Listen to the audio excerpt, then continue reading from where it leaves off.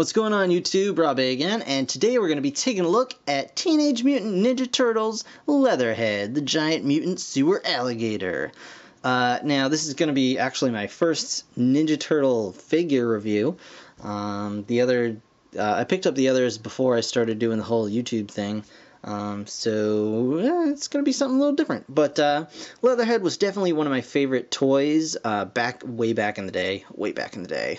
He was totally different than this. He was an alligator still, but he had like a flannel jacket and jeans and boots on and a little hat. And he was quite silly. But yeah, this Leatherhead is super cool, super awesome, and totally kicks a ton of butt in the new show. But he's a good guy now. He used to be a bad guy. Anyway, on the back of his packaging, he's got a little bit of a bio here. And it says, uncontrollable and fearless, Leatherhead is the Krang's worst enemy in creation. After being mutated from a reptile to a living monster, he promised himself he would spare this world from their evil and capture the Krang's power cell. A powerful ally in the Turtles' fight against the Krang, Leatherhead's raw power and brute strength make him a force to reckon with. His weapons are claws, tail, alligator, death roll, and his team is Ninja Turtles. Little shell. Meep. And you can see on the back here, it's got co-cell for all the guys so far, and a couple of new ones: Sneakweed, Rat King, Krang, Cockroach, Terminator, all those guys. Yeah, so I'm going to open this guy up and take a look at him outside of his packaging.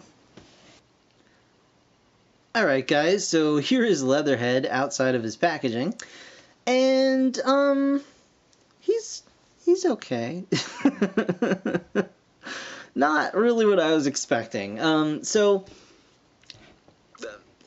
Yeah, first of all, he's rather small overall, and I didn't think he was going to be as big as he is on the show, because in the show he's like twice the size, twice the height of the Turtles, but I was at least hoping for something like a little bit bigger. And I'll give you an example here. His best buddy is Michelangelo, and Michelangelo is the shortest of the Turtles. Here is Leatherhead, and here is the Michelangelo toy.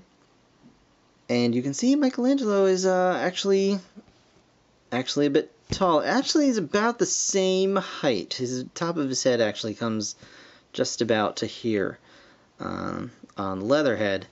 So that's kind of a bummer. We'll put Mikey right back here. Also, articulation is as follows. He has a universal kind of swivel on his hip. Nothing in his knee or foot or anything like that. So he can really only move his leg like that much, or out to the side. I guess he could like do a dance. The same deal with his arms. They can rotate, I guess, all the way around there, unless I'm breaking this and don't realize it. But can't really get much more than like a Huggums pose. And his wrists are not articulated in any way. His elbows don't move at all. His tail swivels, but it's not soft, it's not bendy, it's just a solid piece that can kind of just go meh or meh. And his head doesn't turn side to side, it just goes around like that, in the way that alligators do. Now I know they do have a death roll where they'll spin around, but it's their whole body, not just their head. The other kind of issue I have with this is just the sloppy paintwork on this guy. He's got almost no paint on him. I mean, he's got some very, very thin, watery paint on his teeth that it's like already coming off. He's got some, eyes, whatever there. He's got the brown, and then he's got this like light beige spray that he's just got all over his body, and you can see where his arms and legs were actually attached when they actually sprayed the paint on, because you can see some overspray on his arm and on his legs here. There's actually, it's more obvious on this side. There's just, it's got a vert. Yeah, so, I mean, I know Playmates toys tend to be pretty simplistic, but I think this is kind of overly so. Like, he's really kind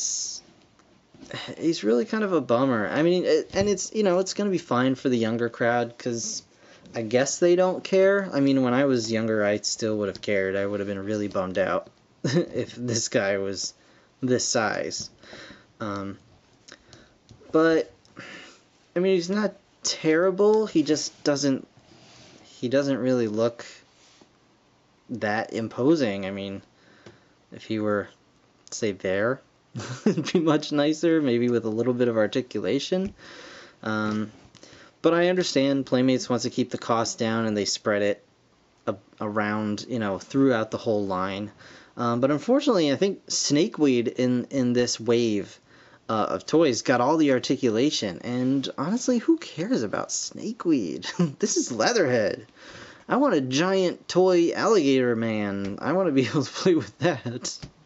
But anyway, you know, it's not a fantastic figure. But on the other hand, it retails for between $8 and $10. So, you know, it's fine. It's a fine little you know, quick pickup. And you know, you can get some okay poses out of him as long as it's that or that or that. So, but yeah, not horrifying. Like, I'm not appalled by it, but I'm just not at all excited by it. So, nice try, I guess. Maybe come out with like a big deluxe size of this guy, and then I'll pick that up and give it another go.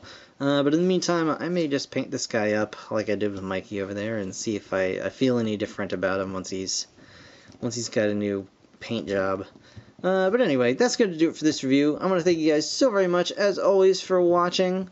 I've got over 500 subs. I'm going to do something special for that, I think. A giveaway or something of some kind. I'm just trying to figure out what that will be. But in the meantime, thank you very much. Be sure to give me a like, give me a subscribe if you have not already, and keep those comments going. I enjoy talking to you guys. So, in the meantime, thanks again for watching, and that's going to be all. Bye for now.